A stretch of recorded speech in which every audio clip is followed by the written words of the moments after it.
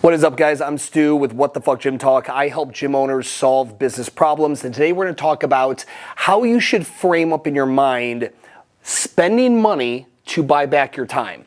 Most of us started off our gyms undercapitalized. We didn't take out extra funds in order to have a staff surrounding us on day one when we opened up. We wore all the hats.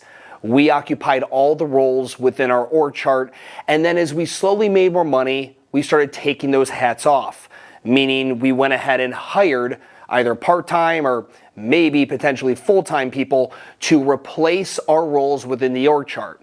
Now, ideally, that cycle is supposed to go on indefinitely until you are out of all those roles in which you're doing things in the business and you get to that elusive, amazing working on the business, place. And I want to frame this up for you guys today and have you maybe hopefully thinking about this a little bit different, because as small business owners, we work so hard to make this money that sometimes it's hard to part with it. We can't see the long-term ROI of buying more time for us to then reinvest back into the business. So too often we'll see a gym owner go ahead and they don't reinvest back into staff, which would then reinvest back into the business by giving that gym owner more time to pursue revenue generating activities within the business. So let's talk about that today. So we want to hire people to buy back time. So I got a hypothetical gym owner scenario here, and we're gonna go ahead. This is a weekly allotment of time for this gym owner. 25 hours are spent coaching.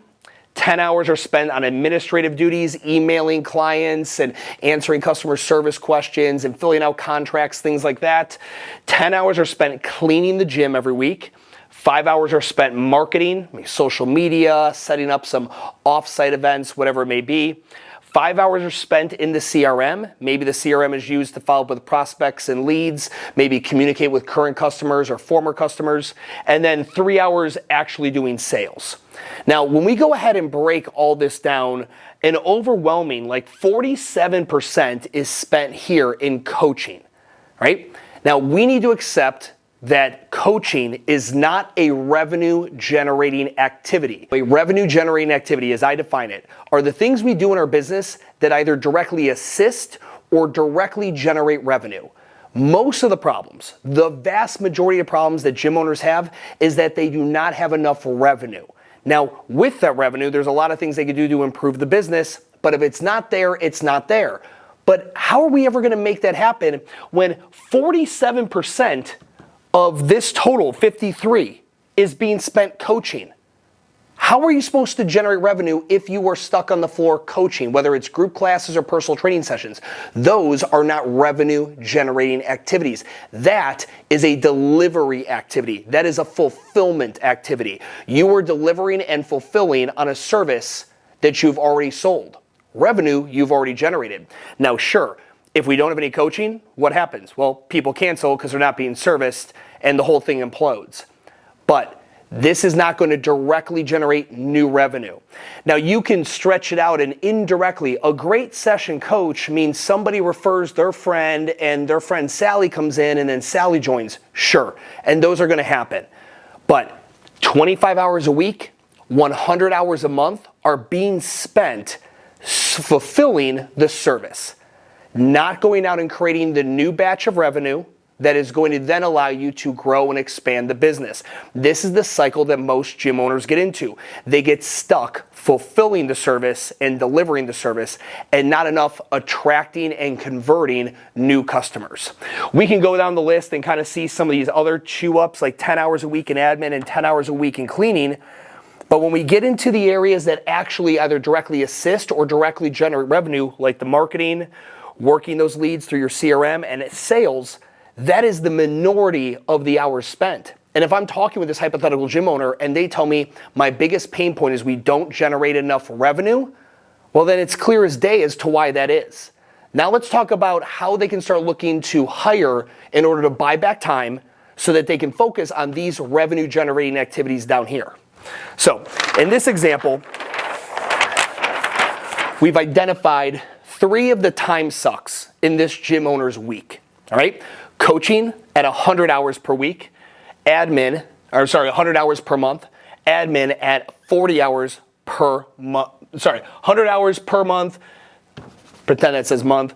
40 hours per month in the admin, and cleaner at 40 hours per month, okay? So those are the three biggest time sucks, and they're all things, again, that are not helping the gym generate revenue directly. So if we were to scope this out and be like, well, what could I buy back my time for? What is the market value of this? Well, if I go out and hire a cleaner at $10 an hour for 40 hours per month, I'm gonna go ahead and spend about $400 per month, and I'll get back 40 hours. If I hire an admin at $15 an hour, I'll spend $600 per month, and I'll get back 40 hours per month. And then in the coaching scenario, if I spend $3,000 per month, I could get back 100 hours per month. So in looking at that, a lot of gym owners might go directly to the cheapest option, right? Which will cost me the least. And again, this will be based on your budgets and available cash flow and all those things. However, if I were advising you, I would tell you to probably look over here. Why? Because two things happen. Number one, you get the most amount of hours back. Number two, you actually start filling roles in your org chart that could become careers. Here's a quick little quote for you. Write this shit down. Founders do not grow the business. The employees do. The base of the pyramid, if there was a pyramid of hierarchy of important shit we have to focus on in order to grow our gym, the base of it would be HR, people. You will not grow this business yourself. It's not a one-man show. You cannot do it on your own. You must decide that when you decided to open a business, you have now also decided to grow a staff of professionals that are looking to grow with you, not part-timers that are doing this for, some extra scratch money on the weekends, people that are dedicating their careers and their professional trajectory towards your business. If you go this route, not only do you get back 100 hours, but you're also growing the team. You are moving out of the infancy stage of the business and you are slowly getting to a more mature level. So in this scenario, we're gonna pretend the gym owner and I had a conversation and I sold him on the idea of going the route of hiring a coach. Now, from there, we go ahead and I have to answer the gym owner's number one question. Hey, Stu, how do I know I'm gonna get an ROI on hiring this coach? How do I know this is gonna work out? Well, I need to first ask him, if I give you just snap of the fingers and I give you an extra 100 hours a week, could you generate $3,000 per month additionally with 100 hours, 100 hours per month? If I give you 100 hours per month, could you generate that 3K? My hope is that gym owner is going to say yes. And I think most of you guys would agree. Given 100 hours per month, I can focus on the marketing and the sales to grow my business. Okay then, let's put it to the test. In month one, we hire this person, we've developed them, they're ready to go. We've invested our $3,000, so we're in the whole 3K, and we are able to sign up 6 new members. We've been able to focus on our marketing, our copywriting. We've gotten some photo shoots and some promo videos done on our iPhone that we've mashed up and we've got out there in the social media world. We're able to update our Google business listing. We've set up B2B events with local vendors and businesses for, to create lead generation. We're able to kick off a bring a friend campaign or a referral campaign. We're able to get that weekly newsletter that we were wanting to get out. We've been able to shoot off a reactivation campaign. Anything and everything that you've been able to do with your 100 hours per month got you 6 new members. Now, I'm doing this math off a hypothetical $175 average client value.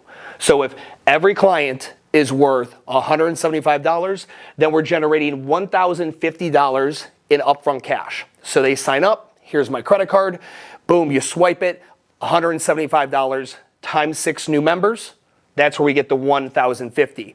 Now, because you're in the subscription business, right? One of the best business models out there, you are also gonna be generating $1,050 in EFT, electronic funds transfer. That is your subscription.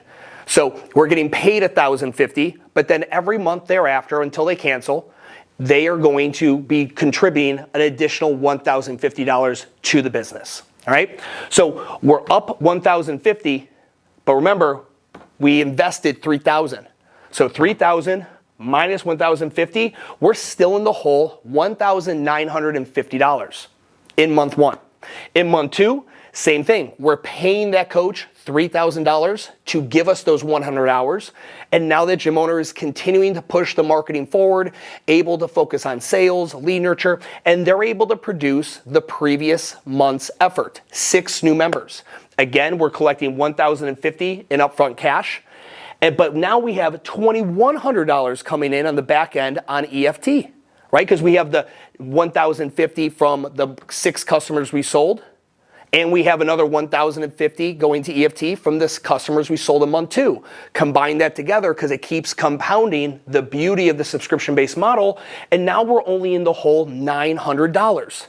Because out of these 12 customers that we've been able to sell based on this, we are now looking at $2,100 in EFT, all right? Now, the next one, $3,000 spent month 3, 6 new members. $1,050 in cash. Now we're finally up to $3,150 in EFT. We're up 150. Now, it took us 3 months to get here. And I do understand, for those of you guys doing the math at home, you're like, well, wait, this is actually $9 grand spent here. Correct. And if we were to keep playing this thing out, you're going to find your ROI occurs in here regardless. Because this number is going to keep compounding. And I know we're not talking retention and things of that right now, but bottom line is, if you were looking to buy back your time and you chose to go with the coach, and again, you could have chosen the cleaner, you could have chosen the admin. You could have created decent business cases for both of those. But if you're looking to grow the business, sophisticate the business, not feel like you're on an island alone, but having someone in there with you, someone who's in there 25 hours a week coaching classes with you would certainly help. And it would free you up during the most high likely times that you need to do sales. When are prospects going to want to come in? Well, probably during the peak hours. What were you doing prior to hiring this coach during peak hours? Oh, that's right, you were coaching. So now you're available during prime time hours to market and sell. And as you can see as this goes on, and if I were to just keep drawing this out, we are going to have our return on investment. And we're going to have a new team member. And once we are in the black and then some, we can then either stack more, give this coach more hours, hire another coach, go back and hire the admin, hire the cleaner, and slowly, continuously trade money we make for time. This is how you build out your org chart. This is how you replace yourself in the business so you can work on the business. And this is how you give people careers within the fitness industry. These are all things I'm making the assumption that you want and why you started a gym in the first place.